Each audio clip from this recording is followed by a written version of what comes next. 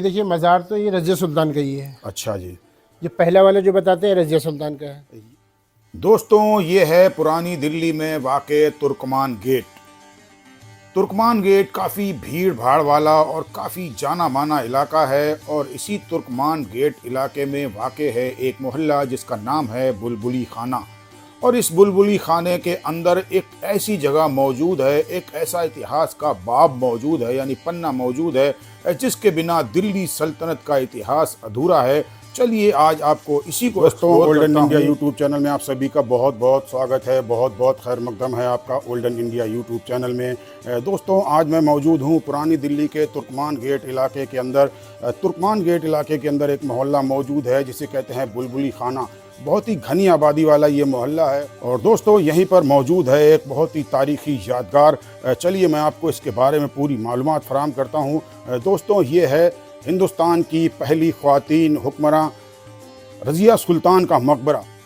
दोस्तों तुर्कमान गेट के बुलबुली खाने मोहल्ले की पतली सी गलियों से होता हुआ गुजरता हुआ घूमता हुआ जब मैं अंदर आता हूँ तो यहाँ पर नज़र आ जाता है मुझे एक ASI के द्वारा लगाया हुआ यहाँ पर रज़िया सुल्तान के मकबरे का ये बोर्ड। यहाँ पर हालांकि धुंधला हो चुका है फिर भी आप पढ़ सकते हैं स्क्रीनशॉट लेकर के। और ये है उसके मकबरे की चार दीवारी। ये देखिए हैवी चौड़े चौड़े पत्थरों की ये चार दीवारी है और यहीं पर मौजूद है शाही मस्जिद रज़िया सुल्तान। और ये यहाँ पर लगा हुआ है ASI का जो संरक्षित इमारत है यानी प्रोटेक्टेड मोनूमेंट का यहाँ पर बोर्ड। और ये है छोटा सा पतला सा दरवाज़ा। चलिए इसके अंदर से एंट्री करता हूँ और आपको दिखाता हूँ हिंदुस्तान की पहली ख्वातीन सुल्तान रज़िया सुल्तान का मकबरा। ये इससे अंदर आता हूँ तो देखिए आपको ये दो कब्रें यहाँ नज़र आएंगी। ये दो कब्रों में आप देखेंगे लेफ़्ट हैंड साइड में जो कब्र है बताते हैं ये रज़िया सुल्तान की है और इसके राइट हैंड साइड में जो कब्र है बताते हैं कि इनके सेक्रेटरी याकूत की ये कब्र है। हालांकि इन कब्रों के बारे में कोई बहुत भरोसेमंद बात नहीं कही जाती है। जो रज़िया सुल्तान की कब्र है ये लेफ़्ट हैंड वाली और जो राइट हैंड वाली है कुछ लोग इसको बताते हैं कि उसकी सहेली थी शाजिया उसकी कब्र है। कुछ लोग बताते हैं कि उसका घोड़ा था उसकी कब्र है। और इस मज़ार को पहले रज्जी सज्जी का भी मज़ार कहा जाता था। रज्जी मतलब रज़िया और सज्जी मतलब शाजिया। तो मैं फिर भी मैं यहाँ पर कुछ जानने की कोशिश करूँगा। अगर यहाँ पर मुझे कोई मिलता है इस मस्जिद के इमाम साहब वगैरह या कोई जो मुझे इसके बारे में पूरी जानकारी दे सके मैं आपको उनसे भी मिलवाऊँगा। तो देखिए ये है इसी मकबरे के अंदर मौजूद मस्जिद जो कि उसी टाइम की बनी हुई मस्जिद है। ये आप देख रहे हैं उसकी मेहराब है। ये किबला रुख की तरफ को मेहराब बनाई गई है। यहीं पे खड़े होकर इमाम साहब नमाज अदा कराया करते हैं और बड़ा अल्लाह का शुक्र है कि यहाँ पंजगाना नमाज होती है। और ये भी उसी वक्त की देखिए यहाँ पर मस्जिद है। ये सामने टाइम टेबल वगैरह और घड़ियाँ वगैरह लगी हैं। और ये देखेंगे आप ये चारों तरफ इसकी हैवी पत्थरों की बाउंड्री वाल है। ये चारों तरफ इसके बाउंड्री बनी हुई है। और चलिए मैं आपको मस्जिद के इमाम साहब से मिलवाता हूँ और उनसे मालूमात हासिल करने की कोशिश करता हूँ और रज़िया सुल्तान से जितने भी जुड़े हुए वाक़े हैं उनकी सबकी आपको पूरी तरह से तहकीक करके और तहकीकात करके मैं आपको उनके बारे में सारी मालूमात फराहम करता हूँ। चलिए चलता हूँ आगे। दोस्तों इस वक्त हमारे साथ मौजूद हैं शाही मस्जिद रज़िया सुल्तान के इमाम साहब। इनका नाम है जनाब तौहीद आलम साहब। मैं इनसे इसके बारे में पूछूंगा, मैं मालूमात हासिल करूंगा। अस्सलाम वालेकुम इमाम साहब। वालेकुम अस्सलाम व रहमतुल्लाहि व बरकातुहू। और सर कैसे हालचाल हैं आपके? अल्लाह का फजल करम सर। तो मैं यहाँ दरियागंज में ही रहता हूँ, पास में ही आपके। मैंने बहुत तारीख़ी मस्जिदों के व्लॉग बनाए हुए हैं लेकिन कभी मुझे यहाँ आने का शर्फ हासिल नहीं हुआ। तो आज मैं आया हूँ और मैं आपसे जानना चाहता हूँ कि इसके बारे में ये दर हकीकत ये मज़ार है किसका? ये देखिए मज़ार तो ये रज़िया सुल्तान का ही है। अच्छा जी। ये पहला वाला जो बताते हैं रज़िया सुल्तान का है। ये जो कब्र है ये वाली जो कब्र है पहली वाली, हाँ, इसको कहते हैं रज़िया सुल्तान की। और जो दूसरी कब्र नज़र आ रही है दूसरी वाली बताते हैं याकूत, उसका सिक्योरिटी गार्ड जो था वो था। अच्छा जिससे मोहब्बत हो गई थी बताते हैं लोग उस। बाकी वल्लाहु आलम जो मतलब इतिहास में है, लेकिन वो सिक्योरिटी गार्ड जो था। अच्छा। और पूछना चाहता हूँ आपसे कि कहा जाता है कि ये उनकी वाहिद कब्र नहीं है और दो जगह भी दावे किए गए हैं, एक टोंक राजस्थान में और कैथल हरियाणा में। तो उसके बारे में कुछ मालूमात है आपको? नहीं, ये तो मुझे भी यहाँ के जो टूरिस्ट वगैरह आते हैं बताते हैं इमाम साहब कैथल में भी है, राजस्थान टोंक में है, वहाँ भी बताते हैं। अच्छा। लेकिन वो हो सकता है इस तरह गायबाना हो अच्छा अच्छा, क्योंकि एक आदमी का मजार तो एक ही जगह हो एक सकता ही है। जगह हो सकता है। वो गायबाना टोंक में जो कैथल वाले के बारे कैथल वाले में वो भी कैथल वाले के बारे में बोलते हैं कि जब उसके भाई ने, सौतेले भाई ने, जो बहरम नाम था जिसका, मौजूद्दीन बहरम, तो उसने जब उसको कत्ल करवा दिया था तो उसका मज़ार पहले तो वही बना कैथल में, और फिर बताते हैं कि वहाँ से निकाल के फिर उसकी कब्र यहाँ उसको दफनाया, अपनी बहन को उसने। और यहाँ पर बताते हैं किसी टाइम में ऊपर गुंबद वगैरह भी हुआ करता था, ये दीवारें हैं इसके ऊपर गुंबद वगैरह भी हुआ करता था। तो ऐसी कुछ मालूमात आपको नहीं है? नहीं, यहाँ पे गुंबद तो नहीं है। जो आपकी ये चार दीवारी जो आपको दिख रही है, हाँ, बस यही चार दीवारी अच्छा, है, यही गुंबद चार, वगैरह कुछ नहीं है। नहीं नहीं, अभी नहीं, पहले बाकी के आप जो जमाने में। कैथल और टोंक को जो बता रहे हैं, हाँ, वो ये हो सकता है कि पहले गायबाना जैसे जिस तरह पहले जलाते कभी हैं, रहा लेते हो। हैं, हाँ, गायबाना मिट्टी भी दे देता है, उस तरह का कब्र बना दिया, वो गायबाना होगा। ओरिजिनल तो में यही है। दिल्ली में शासन करते थे, जाहिर सी बात हुकूमत यहाँ थी, ओरिजिनल मजार भी यही है। ओरिजिनल मज़ार यही है। और ASIB यानी आर्कियोलॉजिकल सर्वे ऑफ इंडिया, जो उसके रिकॉर्ड में भी यही है। उसके रिकॉर्ड में भी यही है। चलिए, शुक्रिया मेरा, आपका बहुत बहुत शुक्रिया, आपने मुझे ये मालूमात फराहम की।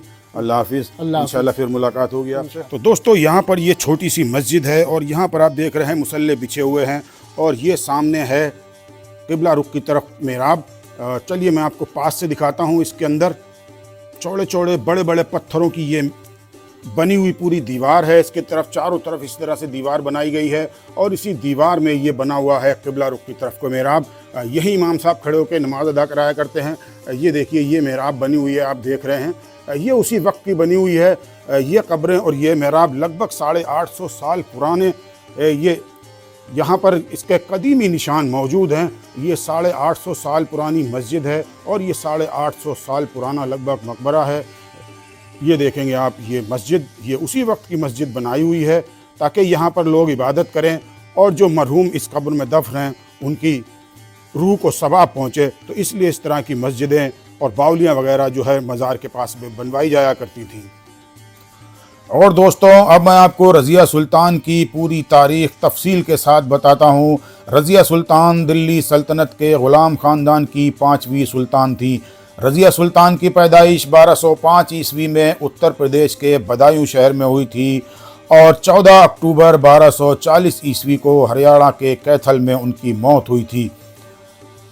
वो दिल्ली सल्तनत की पहली मुस्लिम खातून हुक्मरां थी। उन्होंने 1236 ईस्वी से 1240 ईस्वी तक राज किया। ये गुलाम वंश के तीसरे सुल्तान इल्तुतमिश की इकलौती बेटी थी। रज़िया पर्दे का रिवाज छोड़कर शाही दरबार में आती थी। दूसरी मुस्लिम शहजादियों की तरह रज़िया को भी फ़ौजी और इंतज़ामिया की तरबियत दी गई थी ताकि ज़रूरत पड़ने पर इसका इस्तेमाल किया जा सके। रज़िया को अपने सौतेले भाइयों और ताकतवर उस्मानी उमरा के खिलाफ काफ़ी जद्दोजहद करनी पड़ी। इल्तुतमिश अपने बाद अपने बड़े बेटे नसीरुद्दीन महमूद को सुल्तान बनाना चाहते थे, पर कम उम्र में ही उसकी मौत हो गई। तब इल्तुतमिश ने रज़िया को अपना वारिस बना दिया। ये दरबारियों और उमरा को नामंजूर था, इसलिए इल्तुतमिश की मौत के बाद उसके छोटे बेटे रुकनुद्दीन फिरोज शाह को तख्त पर बैठाया गया। इल्तुतमिश की विधवा शाह तुर्कान ने सत्ता अपने हाथ में ले ली, पर वो सत्ता संभाल न सकी। उसके खिलाफ मुखालफत इतनी बड़ी कि 9 नवंबर 1236 ईस्वी को रुकनुद्दीन और शाह तुर्कान को कत्ल कर दिया गया। इसके बाद वारिस न होने की शक्ल में उमरा को रज़िया के हाथ में ही बागडोर देनी पड़ी। इस तरह रज़िया दिल्ली की सुल्तान बन गई। रज़िया को अपने वालिद के दौर में ही हुक्मरानी में दिलचस्पी थी। तख्त संभालने के बाद रज़िया ने रिवायत के बरक्स मर्दों की तरह फौजी कोट और पगड़ी पहनने का इंतखाब किया और मुंह ढकना छोड़ दिया। रज़िया ने अपनी सियासी हिकमत और पॉलिसियों से फौज और आम लोगों का ख्याल रखा। वो दिल्ली की सबसे ताकतवर हुक्मरान बन गई। रज़िया का अपने मुशीर जमालुद्दीन याकूत के साथ गहरा ताल्लुक कायम हो गया। ये उमरा को पसंद नहीं था, पर रज़िया ने इन सबको नज़रअंदाज कर दिया, पर यह उसकी रियासत के लिए भारी पड़ा। हबशी के साथ तुर्क रज़िया का करीबी रिश्ता तुर्की तबके के लोगों को बर्दाश्त न हुआ। भटिंडा के गवर्नर मलिक इफ्तिखारुद्दीन अल्तुनिया ने दूसरे सूबाई गवर्नरों के साथ बगावत कर दी, जिन्होंने रज़िया की हाकमियत को मुस्तरद कर दिया था। रज़िया और अल्तुनिया के बीच जंग हुई, पर याकूत मारा गया और रज़िया को कैद कर लिया गया। अल्तुनिया ने रजिया से शादी का मुतालबा किया। रजिया ने मौत के डर से अल्तुनिया से शादी कर ली। इसी बीच रजिया के सौतेले भाई मुइजुद्दीन बहरम शाह ने गद्दी हत्या ली। गद्दी वापसी के लिए रजिया और अल्तुनिया ने बहरम से जंग की, जिसमें उनकी हार हुई। उन्हें दिल्ली छोड़कर भागना पड़ा। वो भागकर हरियाणा के कहतल पहुंचे, जहां उनकी सेना ने उनका साथ छोड़ दिया। 14 अक्टूबर 1240 ईस्वी को माल असबाब लूटकर डाकुओं ने दोनों को मार दिया। वहीं रजिया का मकबरा बनाया गया, पर बाद में उसके सौतेले भाई बहरम ने उसकी कब्र को दिल्ली के तुर्कमान गेट इलाके में मुंतकिल कर दिया। और वहीं दोस्तों दूसरी तरफ एक रिवायत और भी है। कुछ इतिहासकारों का मानना है कि रजिया और अल्तुनिया कैथल से अपनी जान बचाकर टोंक पहुंच गए थे, पर उसके भाई की फौज ने टोंक में उन्हें घेर लिया और मौत के घाट उतार दिया और वहीं दफना दिया।